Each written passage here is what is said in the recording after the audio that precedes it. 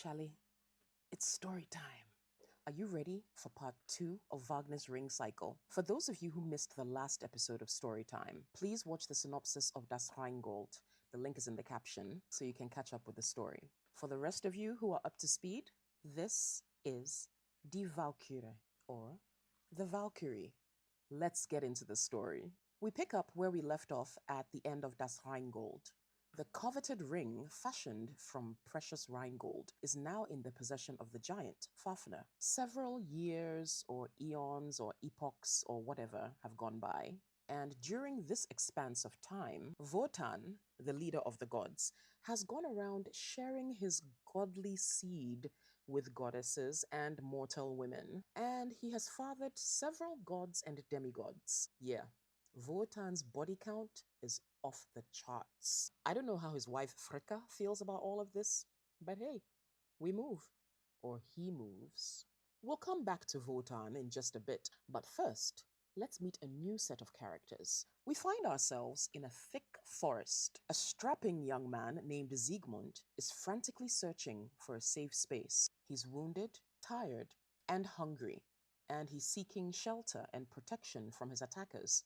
You see, Siegmund is a feminist hero. He has a reputation for rescuing women from oppressive situations. And in this particular instance, he tried to save a woman from being forced into an arranged marriage. A solid male ally. But he made some enemies in the process of being a hero, and now they're pursuing him. Siegmund finally comes across a cabin in the forest. The cabin has been constructed in a unique manner. It has been built around a huge tree, so the tree is encased in the structure, an eco-conscious edifice. He makes his way into the cabin and collapses in a crumpled heap. He is soon discovered by the lady of the house, Sieglinde. She sees this exhausted, injured man lying on her floor, and her compassionate side kicks in. Honestly, I probably would have screamed out of shock and run off looking for help, but I'm not Sieglinde. She brings Siegmund some food and water and a nice blanket to warm him up. There's something about this stranger that Sieglinde finds very, very attractive. They start conversing. Sieglinde is like, "How are you feeling now? Does that feel good? Should I warm you up a bit more?" Siegmund is like, "Yeah, that feels really nice. I haven't felt anything like this in a long, long time. It's a cold world out there, but a warm home in here." Sieglinde smiles shyly. There's an obvious attraction between the two of them. Siegmund is feeling really comfortable now. He's like, "So, do you live alone here?" Sieglinde's expression changes noticeably. "No, I live here with my husband, and he'll be back any moment now, so you're gonna have to leave. He won't take kindly to seeing you here." In his mind, Siegmund is like, "Gosh darn it, why isn't she single?" But out loud, he says, "Don't worry, sweetheart. I'll leave now. I wouldn't want to cause you any trouble." Sieglinde says, "Oh, but I want your trouble." Hey, story timers. Guess who shows up right at that moment? Of course, Sieglinde's husband, Hunding. Hunding fixes his eyes on Siegmund and says, "What do we have here?" Before Sieglinde can explain why she's giving food and shelter to a strange man, Siegmund formally introduces himself to Sieglinde and her very hostile and very irritated husband. But he uses his alias. He's like, "Hi, I'm Wewald, crusader for women's rights." Let's see, well, what else can I tell you about myself? Well, I am a twin, but my sister and I were separated at a very early age when our mother was murdered, and I haven't seen her since. I'm just seeking some help here because some very angry men are chasing me. I tried to save a girl from a forced marriage, but I was attacked and she ended up getting killed in the process, and the whole thing was just really messed up. As Siegmund is talking, Hunding is looking at him with contempt.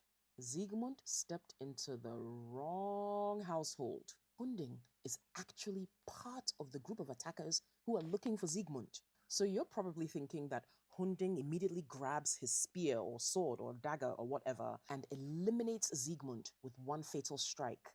But no, Hunding actually says, "Oh, I will deal with you, but not tonight. Rush hour traffic was terrible and I'm exhausted. I don't have the energy to fight. Tomorrow, you and I will meet and duel like proper gentlemen. Good night. Sleep tight. Don't let the bed bugs bite. Sieglinde, I want to relax. Go and make me a nice cup of hot tea before I sleep." Sieglinde quickly prepares his nightcap, and as she's doing so, she deftly drops a dash of sleeping potion in the drink. Hunding sips the sweet mixture, and it doesn't take long for him to start feeling drowsy and drift into a deep sleep. Now Sieglinde and Siegmund can talk freely. In examining the cabin, Siegmund has noticed not only the huge tree, but also something that looks like a sword stuck in it. He's like, my dear, do you mind telling me why there's a sword stuck inside your cabin tree?" Sieglinde explains, "Oh, yeah, it happened after I was forced to marry Hunding. We came home after the wedding, and a mysterious man showed up here and stabbed the tree. The sword has been stuck in there ever since. No one has been able to remove it. I was depressed about being stuck in this miserable marriage, so at the time, I didn't think much of it. But now, when I look at that sword, I dream about being rescued by my personal hero. He will remove the sword and take me to a happy place." Siegmund is watching Sieglinde, listening to her sad story, and falling head over heels in love with her. He can't hold his emotions any longer. "I love you. I want you. I need you. And I, Siegmund, son of Welsa, promise that I will." Sieglinde interrupts his passionate declaration. I thought you said your name was Wewald. Your name is Siegmund? And what did you say your father's name was?" "Welsa," Siegmund replies boldly. He's still in passion mode. But then Sieglinde's shocked expression catches his attention. "Wait, what's wrong?" Sieglinde says, "Siegmund, you are my long-lost twin brother." They joyously embrace and celebrate their reunion. Sieglinde can't believe that her twin has found her, and she realizes that he is the one who is destined to remove the sword from the tree. She gazes into his eyes with intensity and declares, "Siegmund, you are the one." Siegmund approaches the tree, pauses dramatically, places his hand on the sword grip.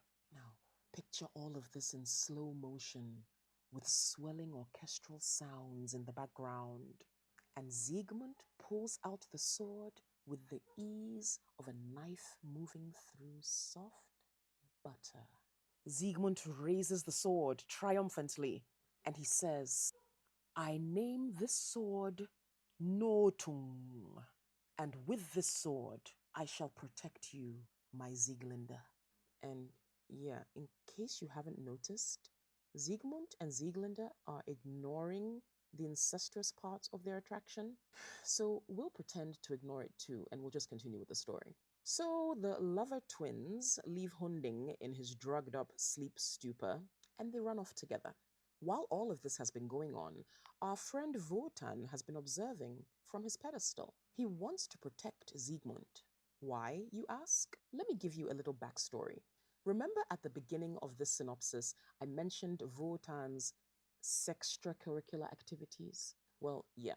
As he was indiscriminately distributing samples of his supernatural love juice to his various conquests, he fathered twins by a mortal woman. Yup, Siegmund and Sieglinde. Wotan is their father. So the twin lovers are demigod and demigoddess. He also visited Mother Earth, Erda, to seek more wise counsel about the Rheingold mess. And the counseling session turned into a baby-making session several times. So yeah, he fathered many daughters by Erda too. These goddess daughters are known as Valkyries. Valkyrie, die Walküre. And let me tell you, they are bad bees. I mean, if Wotan is your dad and Erda is your mom, what else do you expect? So now, Back to the current Sieglinde, Siegmund, Hunding dramatic saga. Wotan summons his beloved Valkyrie daughter, Brünnhilde, to Valhalla, his mansion. My dear daughter Brünnhilde, I have an important task for you. You have a half-brother who is in trouble. He's going to fight in a duel. I want you to protect him from his opponent. I need him alive. Brünnhilde is more than happy to grant her father's request, but they are interrupted by her stepmother, Fricka. Fricka is not happy with Wotan's request, mainly because she's the goddess of marriage and family, and she hates the fact that Sieglinde is leaving her husband Hunding and committing incestuous adultery with Siegmund. Wotan is trying to justify his decision, saying that Siegmund has what it takes to get the all-powerful ring back from the giant, Fafner. Fricka can't believe her ears. She's like, Wotan, let me remind you that you are the god of contracts, and you cannot sit here and encourage anyone to break any contract or vow or oath. Even you, Wotan, cannot break a contract. Siegmund must die. This conversation is over. And Fricka promptly leaves to go and continue watching Date Rush. Brünnhilde is looking at her dad with pity. So Dad, what do we do now? Wotan lets out a sad sigh. My dear daughter, your stepmother is right. Hunding must win the duel. Brünnhilde feels so bad for her dad, but she has a duty to perform. She goes off to find Siegmund, Sieglinde, and Hunding. She encounters Siegmund and Sieglinde as they're still making their way to freedom. She's like, hi, Siegmund, is it? I'm your half-sister and full goddess, Brünnhilde, and I'm here to tell you that Hunding will find you and you will die in the duel. But I can help you. Come with me to Valhalla. Sorry, Sieglinde, we have to leave you here with your hubby, Hunding, but at least Siegmund would be spared. Well, Siegmund vehemently opposes this suggestion. He's like, sis, I appreciate you, but I am not leaving my lover twin. Look, I've got this magical sword. It's so powerful. Surely I can't lose if I'm using this. Brünnhilde goes, bruh, I'm sorry to break it to you, but Dad has disabled the sword. It's obsolete now. No more updates. Siegmund now realizes that he's at a serious disadvantage, but he knows one thing. His love for Sieglinde is unbreakable. He says, sis, Brünnhilde, if I can't live with Sieglinde, I'll die with her. I'll kill us both. Brünnhilde is touched by Siegmund's twisted affection for Sieglinde, so she takes a bold and risky decision. Okay, bruh, I will help you, because deep down, I know that Dad wants you to live. But you see, it's our stepmom. She's tripping. Now, Hunding the Heartless arrives on the scene, and he's ready to fight Siegmund. The sword fight begins. No time to waste. Grah! Brünnhilde is keeping her promise to Siegmund, and she's giving him some extra power to defeat Hunding. Siegmund is winning the duel, but before he can land the fatal blow, his sword breaks into pieces. What happened? What happened? Wotan happened. Yep. Wotan descended from his throne to disarm Siegmund, and he allowed Hunding to kill him. Brünnhilde and Sieglinde cannot believe this. Brünnhilde springs into action. She quickly gathers all the broken sword pieces, summons her horse, and rides off with Sieglinde. Wotan himself regrets his actions, but he isn't done. Now that things have unfolded in line with Fricka's instructions, Wotan avenges his son Siegmund by killing Hunding himself. He is also displeased with Brünnhilde for her willful disobedience, and he goes after her to mete out her punishment. Now we're about to meet the other Valkyries, Brünnhilde's warrior sisters. Let me interject here just to tell you that this is where we hear that very popular classical piece known as the Ride of the Valkyries. Dum dum da da da dum dum da da da dum dum da da da dum dum da da da. So the next time you hear it, remember that it's from this work. Now, the Valkyries are noted for something. They are the warriors who retrieve the bodies of heroes slain in battle, and they bring the bodies to Valhalla. the home of their father, Wotan. So the Valkyries are at their meeting spot, and Brünnhilde arrives with a hysterical Sieglinde. Brünnhilde is like, sisters, I need you to help me. Daddy did me dirty. The other Valkyries are like, sis, you disobeyed dad, and you know dad will not let that slide. You're on your own on this one. We don't want any of that smoke. Sieglinde is just there weeping uncontrollably over the loss of her twin brother lover and wishing for death. Brünnhilde is like, Sieglinde, girl, you need to get it together. I've got some news for you. My supernatural powers have detected that you are carrying Siegmund's child, and it is a boy, and we need to protect you and my nephew at all costs. Y'all, Sieglinde is pregnant. Sieglinde is pregnant by Siegmund. I'm like, but when and how did they find time to, while fleeing danger?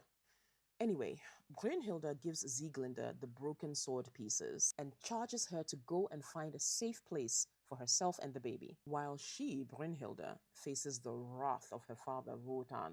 Sieglinde leaves, and Wotan arrives, full of rage. How dare you disobey me, Brünnhilde? Do you know how much nagging I had to endure from Freka just because of you? I can't let this go unpunished. Brünnhilde doesn't even argue. She's ready for her punishment. Hard girl. Wotan declares her punishment. I strip you of all your goddess powers. You are now a mere mortal. You will remain on this mountain at the mercy of any man who will find you here. Her sisters are horrified at the heavy-handedness of the punishment, and they try to plead on Brünnhilde's behalf, only for Wotan to shift into proper African father gear. If you don't shut up there, you will join her. Nonsense. The Valkyries look at their sister Brünnhilde in apologetic silence and swiftly run away. As Brünnhilde is left alone with her father, she explains that she defied him because she knew that deep down in his heart, he wanted Siegmund to live. Upon hearing this, Wotan's stance softens slightly. That father-daughter bond is real, Charlie. Although he doesn't completely release her from the punishment, he decides to put her into a deep sleep, and he asks his friend, Loga, the god of fire, to place a ring of fire around her for protection. He states that the only person who can cross that fire is the one who doesn't fear the wrath of Wotan himself. And with that, he leaves Brünnhilde on the mountaintop, asleep, alone, in perpetual dreamland, unconsciously waiting for a hero. This concludes part 2 of Wagner's Ring Cycle, Die Walküre. On the next episode of Storytime, we'll take a journey through part 3, Siegfried. Cheers!